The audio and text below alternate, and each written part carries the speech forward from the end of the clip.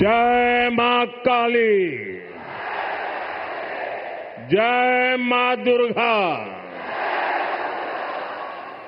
যাকেই সন্দেহ হবে বাংলা ভাষায় কথা বলে অ্যারেস্ট করবে, ডিটেনশন ক্যাম্পে মানে হোল্ডিং এরিয়া, ডিটেনশন ক্যাম্প যাকে বলা হয় সেখানে রেখে দেবে।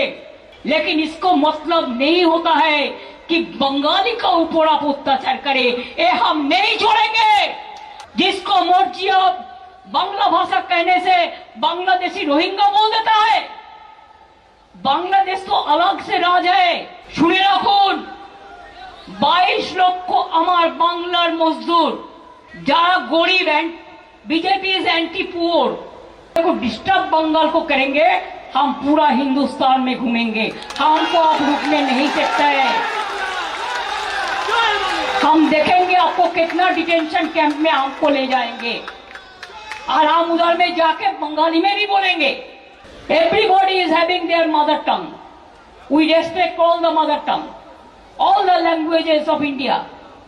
বাংলায় 26শে বিধানসভা নির্বাচন, তবে তার এক বছর আগে থেকেই বেজেছে ভোটের দামামা। বিধানসভা নির্বাচনের আগে সোমবার তৃণমূলের শেষ 21শে জুলাই মেগা সমাবেশ। 21-এর মঞ্চ থেকেই যে তৃণমূল সুপ্রিমো 26-এর রণনীতি ঘোষণা করবেন তা কার্যত স্পষ্ট। ইতিমধ্যেই বিজেপি শাসিত রাজ্যগুলিতে বাঙালি হেনস্থা ইস্যুতে সরব হয়েছে তৃণমূল। তবে এবার একেবারে চেনা ছক ভেঙে 21শে জুলাইয়ের আগেই গত 16ই জুলাই পথে নেমেছিল মমতা অভিষেক। বাঙালি অস্মিতায় শান দিয়ে তোপের পর তোপ দেখেছেন গেরুয়া শিবিরের বিরুদ্ধে।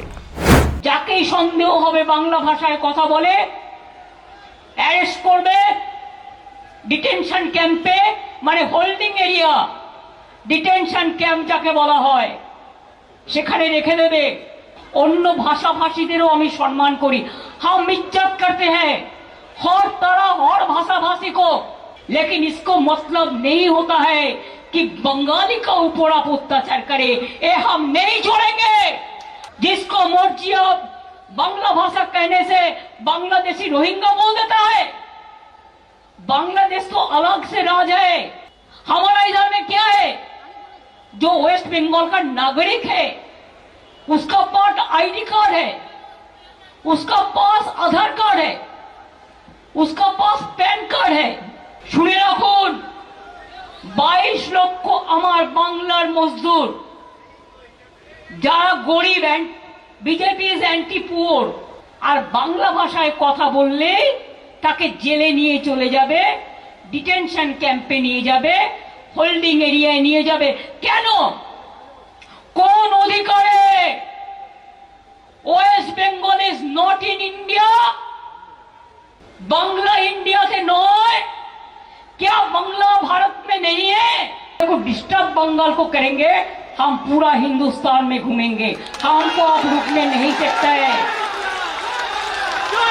हम देखेंगे आपको कितना डिटेंशन कैंप में हमको ले जाएंगे, और हम उधर में जाके बंगाली में भी बोलेंगे।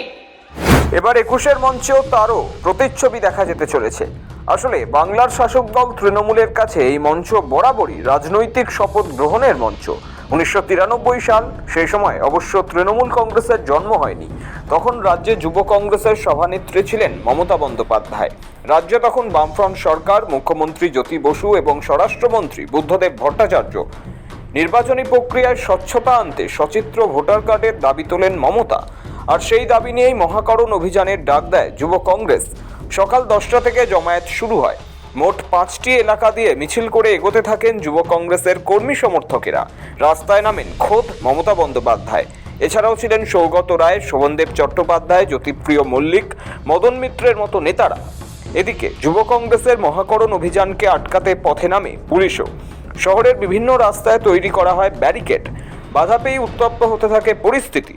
বিভিন্ন জায়গায় পুলিশের সঙ্গে ধস্তাধস্তি শুরু হয় আন্দোলনকারীদের। অভিযোগ, পুলিশকে লক্ষ্য করে শুরু হয় ইট ও পাথর বৃষ্টি। পাল্টা বিক্ষোভকারীদের ছত্রভঙ্গ করতে কাঁদানে গ্যাসের শেল ফাটায় পুলিশও।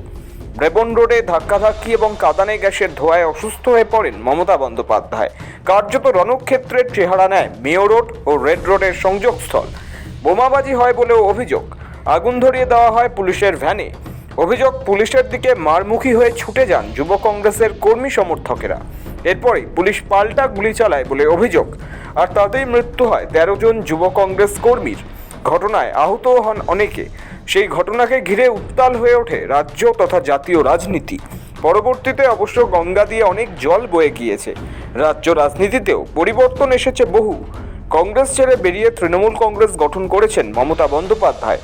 বাম সরকারকে সরিয়ে ক্ষমতায় এসেছে তৃণমূল, কিন্তু এত কিছুর পরেও সেদিনের সেই শহীদদের ভোলেননি মমতা বন্দ্যোপাধ্যায়। 21শে জুলাইয়ের মঞ্চই সিঙ্গুর নন্দীগ্রাম পর্বে একসময় পরিবর্তন আন্দোলনের অন্যতম ভর কেন্দ্র হয়ে উঠেছিল। 2008 সালে এই মঞ্চেই নন্দীগ্রামের জমি আন্দোলনের নেতা শুভেন্দু অধিকারীর ভাষণে ঝড় উঠেছিল সভা জুড়ে। এই ভারতীয় জনতা পার্টির নেতারা তারা বাংলার সংস্কৃতি জানে না।